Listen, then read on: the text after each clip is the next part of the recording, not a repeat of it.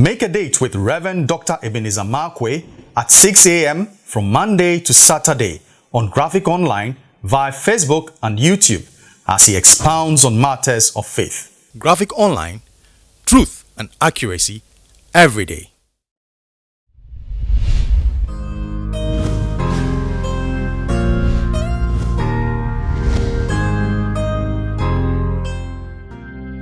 My name is Reverend Dr. Ebenezer Markwei of Living Streams International.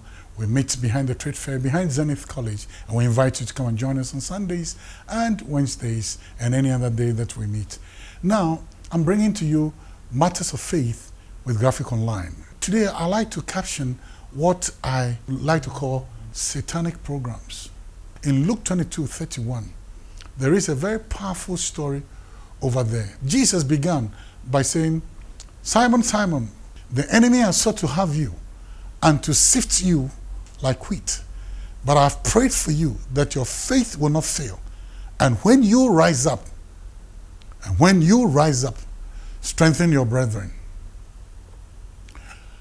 When I heard that, I was a little bit, forgive me, but I was a bit bemused. Like, what is God saying? What is Jesus saying? That whole statement didn't make sense to me. Number one, the enemy has an agenda. So he was telling Peter there's an agenda, and that agenda is supposed to sift you like wheat. And if you may not understand what it really means. When we were kids, they used to do, those corn, we used to call it the rocks. They don't beat it, pulverize it into powder, but they beat it slightly in such a way that the skin will peel off. You get it, and I don't know how we call it. We call it rocks or the corn meal, but we call it in our local language oblayo or something. When we were in school, we used to call it rocks. You add sugar and milk to it, you get it, and water. It's like something like a rice water, but different. So here's the interesting thing. Now, to sift like wheat, what they do is that they put it in a mortar and they begin to beat it slightly, not pulverize it, but beat it in such a way that the skin will be peeled off, or rub it. Some people take it to this way, they rub it in such a way that the skin will come off. And when the skin comes off, that corn can be unproductive. It cannot germinate anymore. It's dead. After that, it is taken and thrown into the air. And then the chaff is blown away by the wind. So it unbalances. And that's what Jesus is saying. The enemy is also to have you and to sift you like wheat. Now, that which troubled me was Jesus admitted that there is a satanic program. And then I was comforted by the fact that he said, "But I have prayed for you." Immediately he said, "But I've prayed for you." And I look at him, we said, "Hey, oh, you are." That's it. If God has prayed for you, then that's it. Then I read further, and then I said, "But I've prayed for you that your faith will not fail." Then he went on to add more insult to injury for where I'm coming from. He said, "And when you rise up, strengthen your brethren." Oh, wait a minute. Jesus did not pray that what the enemy was seeking to do, Jesus didn't stop the enemy. He didn't wave a magic wand and said, "Devil, you can't do this." He said, "The enemy has sought to have you and to sift you like wheat, but I've prayed for you." And what he was saying to Peter, that I am not praying for the thing not to happen, but this thing is going to happen. This event is going to happen. And then he even went on further to tell Peter that, "And you will fall." Because he said, "When you rise up." So guess what Jesus is saying? There's an agenda of the enemy. The final ultimate agenda of the enemy is to have you. That one is not going to happen. But he's going to sift you. You're going to go through a turbulent period, and I've not prayed for that turbulent period not to happen. But I'm rather praying that your faith will be sustained. I'm rather praying that your faith will be upheld. So I'm not praying against it. I'm praying for strength for you. He said that your faith will not fail. I'm praying that you not lose your faith. And then he said, "And when you rise up, strengthen your brethren." That is admitting to Peter, you're going to fall. Oh boy. Jesus, why? God, why? So Jesus was saying, you're going to go down. The enemy wants to do worse. But I'm going to allow him. He's going to take you down. You are going to go down. But guess what? You're not going to stay down. You're going to rise up. That's what I have prayed for. That your faith will not fail. And when you rise up, strengthen your brethren. Then I said, okay, wait a minute. Peter, you're going to go through an experience.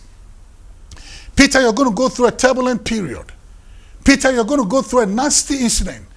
Peter, you're going to go through an event that is going to turn you around, spin you around like a top. make things uncomfortable for you. Peter, you're going to go through that. But do you know something, Peter? I am telling you that this experience is going to knock you down. But I have prayed, and my prayer I have prayed is going to sustain you. The prayer I'm praying is for sustenance, that you'll be sustained. I'm extending grace to you for you to be sustained. And he said, and you are going to get up. And when you get up, you're going to teach your brethren. Oh, wait a minute. He who has gone down and who has never been down, who is stronger? You say the one who's never gone down. But I say the one, or God says, the one who's been down, but managed to gather strength to come up. He knows a thing or two that you don't know. And with what he knows, he'll be able to instruct you. He's going to teach you how you can get up from a fall, how you can make a second comeback, how you can stand up. So guess what? Even though there's a satanic program, even though there's something that is so wrong that is about to happen, the end has already been certified by God. The end has been written. And God says, you're going to come out victorious. So you know what? This particular period, you can't allow your faith to fail. This particular period, you can't allow your faith to go down. No, be strengthened that you are going to come out much more bigger, much more better than when you went down.